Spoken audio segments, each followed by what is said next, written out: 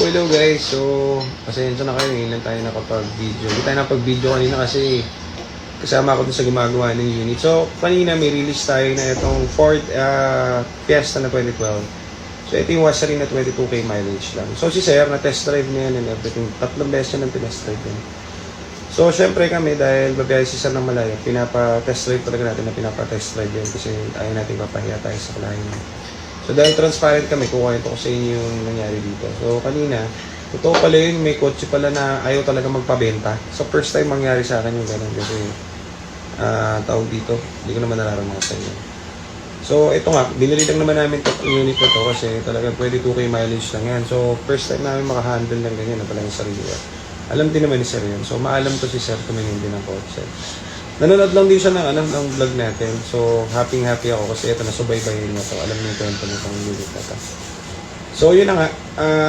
Pipick upin niya kanina. Mga 2 PM nung pipick upin niya. Nag-test drive pa siya. Humindot pa siya ayos. Pag balik namin ng garahe, tawag dito, final goodbyes din sa kotse, bigla kayo mag-start. So, takang-taka kami, bigla kayo mag-start. Lahat ng klase ng OBD, pati lahat ng klase ng laptop, meron kami. So, ayun, dami ko palang words, ipatanggal ako words. Dami ko itin-itin. Dito pala. So, yun, yun na nga. Takang-taka kami, ayaw start, redondo lang yung problem. So, dahil nga, kapag kasi ganon, may pag Ford kasi, lahat yung lalabas, lahat ng code pag may air. Wala, lahat naka-green. So, ibig sabihin, all goods, lahat ng system, all goods, all green, walang problem. Pero ba tayo mag-start? Takang-taka kami. So, dahil mahirap kasi gumawa guys kapag under pressure, kapag may tao, tapos hindi kasi kami mechanic talaga. So, expert lang kami, specialty natin Ford, pero talagang yung mga mechanic natin ang malulupitan. So, yung mga nasa likod kami yan, nasa likod marami. So, call a team. So, tinawag natin yung team natin kasi uwi nga to si Sir. Pero inalo ko na to si Sir just to be honest sa inyo. Inalo ko to si Sir na, Sir, para hindi hassle, eto Sir, bigay ko sa inyo itong mas mataas na modelo. Tabla-tabla, wala nang idadagdag Sir. Pinagpilihan yung ibang Fiesta pero talagang desidido si Sir. Talagang ito ang gusto niya.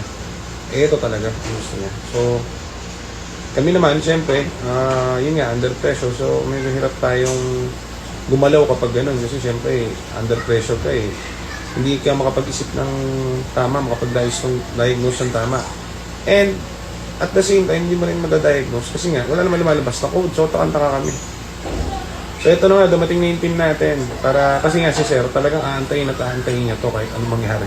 Kahit sabi ko na kay Sir, inano ko, Sir, balik ko na lang Sir yung payment. Hindi Sir, magagawa niyo yan. Tiwala ako sa inyo. O sige Sir, okay. So, ayun na nga, tawag natin yung team natin, yung mga experts. So yan, yung kami lahat sa likod. So, diagnose ng ano to. So, ang sira lang, ang culprit dito is anak ng Teteng yung tawag dito motor ng na fuel pump. So, sa dami-dami naming nabentang Ford, never pa kami nagpalit ng fuel pump. Never pa kahit isang beses. So, first time to. So, talaga ayaw magpabenta nitong kotse. So, inabot na kami ng gabi, kakadiagnose, and kasi nga walang code ng fuel pump. Kapag nagka-error yan, wala yung code. 0 yan. So, maraming code to si Ford, pero sa fuel pump wala to. Pati dun sa, sa, ano ba yan?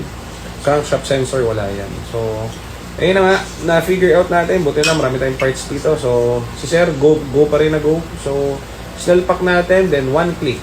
Yun, ayos na. So, yun lang, yun ang pala yung problem niya. So, first time namin maka-encounter ng ganun, hindi kami sanay. Madalang kasi masisiraan ng fuel pump sa Ford. So, ito pala, ang nangyari pala dito. Ang hinala ng head mechanic natin is, minsan kasi ito, nung nakatambay pa sa amin tong kotse, yung mga tumitingin ng kotse, pinapa-start doon ng pinapa-start to. So, ini-start nila na ini-start. Kasi namimili ng kotse. So, kadalasan daw, parang 2 beses, 3 beses na raw kung nawala ng gas. Kasi nga naman, syempre, hindi naman namin pwedeng sabihin, i-stop na yung testing nila sa kotse. Excuse. So, ini-start nila lang yung i-start. Hindi napapansin ng mga tao ko na wala na palang gas. So, yun daw yung culprit doon, kaya naglolo ko yung motor. Actually, hindi naman sira yung motor, mahina lang yung buga ng motor ng Fiesta. So yan, nakwento ko lang sa inyo kasi eto, mas okay na ikwento ko, maging transparent tayo kasi si Sir naman nanonood sa atin. So para din alam nung iba. Saka second hand naman to. Natural naman talaga ang issue sa second hand. Ang importante doon, tinitindigan natin, di ba? So, wala tayong nilolokong tao at diretso tayo, kumbaga. Lumalaban tayo ng tapat dun sa tao. Okay? So, wala tayong magagawa kasi siya talagang porsigido, gusto niya to. Kahit anong gawin namin sa kanya, push sa kanya sa ibang unit, ayaw niya, ito talaga gusto niya. So, nakwento ko na sa inyo kasi ginabi na kami rito. Pero sobrang happy namin kasi tignan nyo naman si Sir, happy. So, nakuha niya yung gusto niya, 22k mileage na kotse. Ingatan mo yan, Sir. So, nagkaroon pa kami ng tropa. So, balik ka lang dito if ever na kailangan mo ng tulong in the future, dito lang kami. So, yan, GTA Cars, guys, San Juan location namin. Mga 4 units kung kailangan nyo. Tapos, meron din kami assorted na ibang kotse kasi mabilis din mabenta. So, kung kailangan nyo ng mga ganito, yung tipong dealer na hindi tumatakbo sa mga nabenta nilang kotse, dito naman kami. So, tapat tayo. Punta lang kayo dito, visit kayo minsan. Thank you.